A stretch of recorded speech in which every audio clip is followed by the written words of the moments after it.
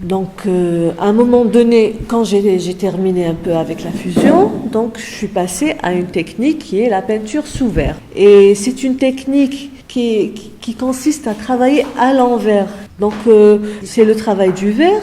Moi, j'ai une plaque de verre donc d'une certaine dimension et d'une certaine épaisseur. J'ai un travail, au début, le croquis ou le dessin en lui-même, je le fais sur papier. Donc je travaille comme n'importe quel autre artiste, je fais mon croquis.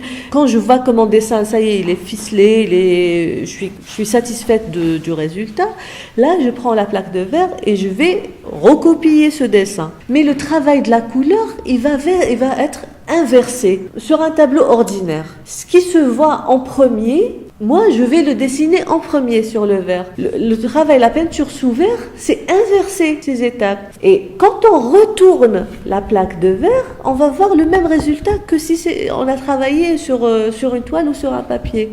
Moi, je voulais un peu rajouter un autre travail supplémentaire, le travail sur verre. Dans toutes mes collections, 80% du travail se fait sous verre. Et après, je fais des petits rajouts. C'est selon l'inspiration, selon le besoin, le verre. On peut l'imaginer comme une mer solidifiée. La mer, c'est comme si on a liquéfié le verre. Donc c'est ça un peu la relation entre les deux. Ils sont alliés et les effets optiques du verre sont les mêmes que sur une surface de l'eau.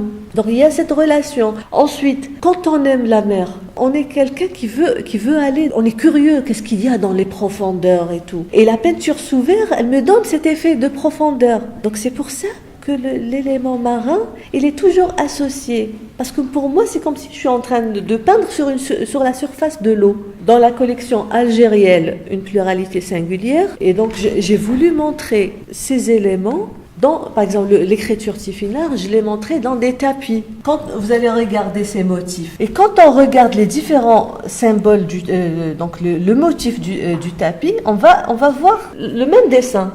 On a un tapis, après, selon chaque tableau, le tapis va changer de région, selon les couleurs. C'est que dans chaque tableau, il y a une parcelle de nos traditions. Là, le but de la collection, c'était de sensibiliser sur le patrimoine matériel et immatériel de l'Algérie.